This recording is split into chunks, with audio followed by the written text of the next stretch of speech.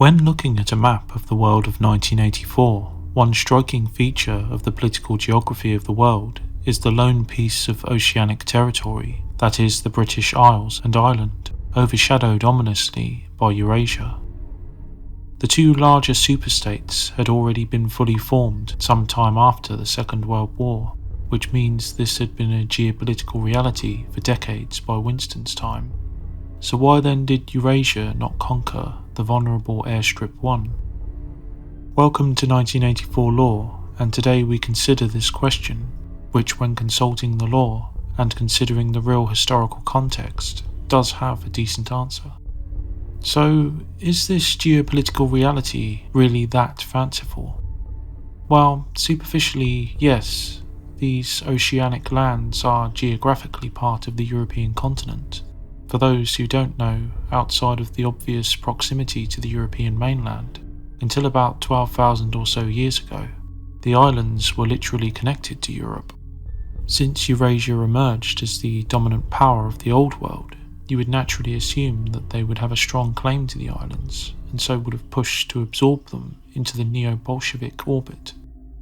While on this, I wouldn't be so sure that there wasn't a concerted effort early on to do so. In theory, it doesn't take a military genius to work out that Airstrip 1 is particularly vulnerable to isolation, if not invasion. Annexation too does not necessarily involve a bloody military invasion into the territories themselves. Assuming history played out roughly the same in Orwell's universe, the novel itself, Out of World, being published in 1949, Britain was almost very nearly starved into defeat during both world wars. Back then, and even today, Britain is a net importer of food, so any blockade could, in theory, starve the government and people into submission without a formal invasion. In the Second World War, the enemy could, on paper, marshal the manpower and resources of occupied Europe, but even then, Operation Sea Lion was seen as a non-starter. With air superiority not achieved and the danger of the much more powerful Royal Navy, invasion in this conflict was actually not that feasible, despite popular myths and fanciful alternative history scenarios. With Eurasia, the cards are even more stacked in the enemy's favour, with the neo-Bolshevik superstate controlling even more European territory and presumably having a much larger and advanced navy than the Kriegsmarine of the Second World War. Perhaps then there was some attempt to land troops in Britain, or maybe several sea battles at least in the Channel or North Sea. I tend to doubt this for several reasons, and I think there are solid reasons why Eurasia never attempted an outright invasion of Airstrip 1, though there might have been serious attempts at a cleaner annexation. I say cleaner as we do know that a major war broke out when Winston was quite young. Winston is 39 years old during the book. He further mentions his mother disappearing about his 10th or 11th year, with his father having been purged some time before, which places this event around 1955 or 56. He believes that his memory of being in the bomb shelter with his mother and father was around about the time, perhaps the same time, as the atomic bomb was dropped on Colchester. This may also have been the first outbreak of war between the newly established Oceania and Eurasia too. I say this as Winston also remembers an old man muttering drunkenly about not ought to have trusted them repeatedly. This event must have been before 1955 or 56 then, at least roughly under about a decade after the conclusion of the Second World War. Since we know also that East Asia did not form until a bit later than the other two superpowers, we must be talking about a war with Eurasia at this point then. Given its position so close to Eurasian heartlands, it's a decent likelihood that the neo-Bolsheviks wanted to absorb Airstrip 1. The dropping of nukes, or at least one nuke, may have been the last resort to bring this about. Given the setting of the novel, this obviously failed. This may also indicate why Airstrip 1 remained oceanic. On its own, the doctrine of mutually assured destruction, or MAD, is well known in our own world, and Goldstein's book makes it clear it was perfectly understood in the 1984 universe too. As the technology developed, it's very likely both sides realised that any escalation back into nuclear exchanges would inevitably mean an end to everything, including the power both elites craved and jealously protected. Aside from this nuclear reason, however, I do believe there are additional reasons why Airstrip 1 was not initially taken or seriously attacked in the decades after.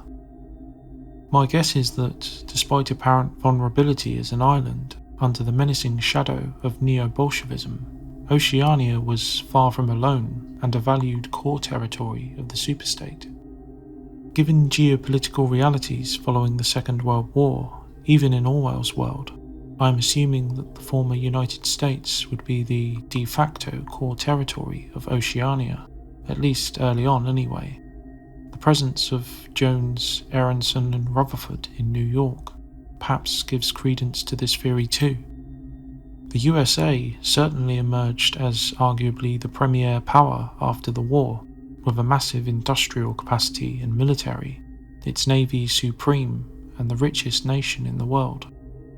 It's almost certain that the amalgamation of the US with the British Empire was US-led rather than vice versa. However, the eventual unification of the Anglosphere seems natural on a cultural and linguistic level.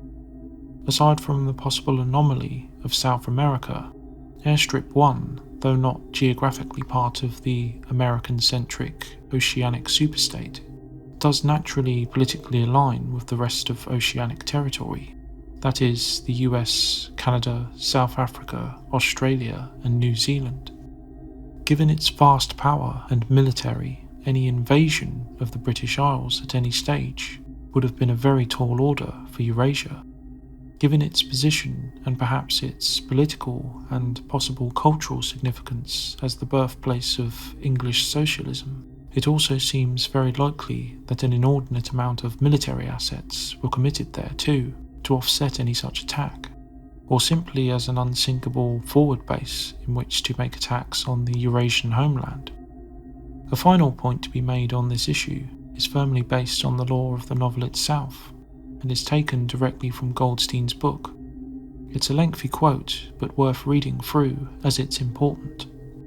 Quote, "No fighting ever occurs except in the disputed areas around the equator and the pole. No invasion of enemy territory is ever undertaken. This explains the fact that, in some places, the frontiers between the superstates are arbitrary. Eurasia, for example, could easily conquer the British Isles, which are geographically part of Europe, or on the other hand it would be possible for Oceania to push its frontiers to the Rhine or even to the Vistula. But this would violate the principle followed on all sides, though never formulated, of cultural integrity. If Oceania were to conquer the areas that used once to be known as France and Germany, it would be necessary either to exterminate the inhabitants, a task of great physical difficulty, or to assimilate a population of about 100 million people, who, as far as technological development goes, are roughly on the oceanic level. So that's quite clear, although as you might gather from my previous thoughts, I don't necessarily believe the annexation of Airstrip 1 is easy, or for that matter that the invasion of Eurasian Europe would be either. To digress for a couple of moments in a fun direction, though obviously different circumstances, there was in fact a real-world scenario named Operation Unthinkable that planned for a Western Allied war against the Soviet Union immediately following the Second World War. This was Churchill's brainchild and formulated given he felt the Soviets had gained too much of a hold on formerly independent Eastern territories. The plan would see the Western Allies even arm a small army of recently defeated Germans and push the Soviets east. As we all know, this crazy idea was never actually implemented. Given manpower disparities and the early state of nuclear technology at the time, it could quite feasibly be estimated that any such war would have ultimately resulted in Allied defeat. The Allies perhaps could indeed push quite far into Germany and even slightly beyond, but eventually would be pushed back and defeated. Indeed, it would be quite feasible that the Soviets could have pushed far into France themselves, and maybe beyond, though whether they could have held this territory indefinitely is another area for debate. If we translate this into a potential scenario of an oceanic invasion of Eurasia, D-Day style, I think we're dealing with an even more formidable foe than the Soviet Union, and that the oceanic forces would suffer substantial losses and defeat.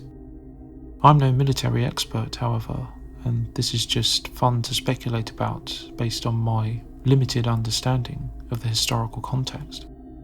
The broader point from the quote is that it's simply not in any superstate's interest to attempt conquest of a rival's core territories. The costs are just too high, and given an already stable geopolitical situation, just uncalled for.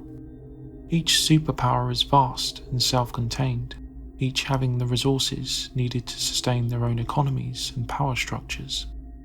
The overriding incentive is not to rock the boat, so to speak, and hence this is a large reason, aside from the nuclear deterrent and other practical reasons, why Eurasia has not conquered Airstrip 1, and likely never will.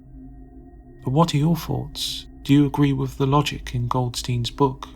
Do you think Eurasia could easily conquer Airstrip 1? If so, why haven't they? Write your thoughts and objections in the comments section. If you enjoyed this analysis of an intriguing mystery about the 1984 universe, then consider dropping the video a like and subscribing to let YouTube know not to unperson the channel. And until next time, remember, Big Brother is watching you.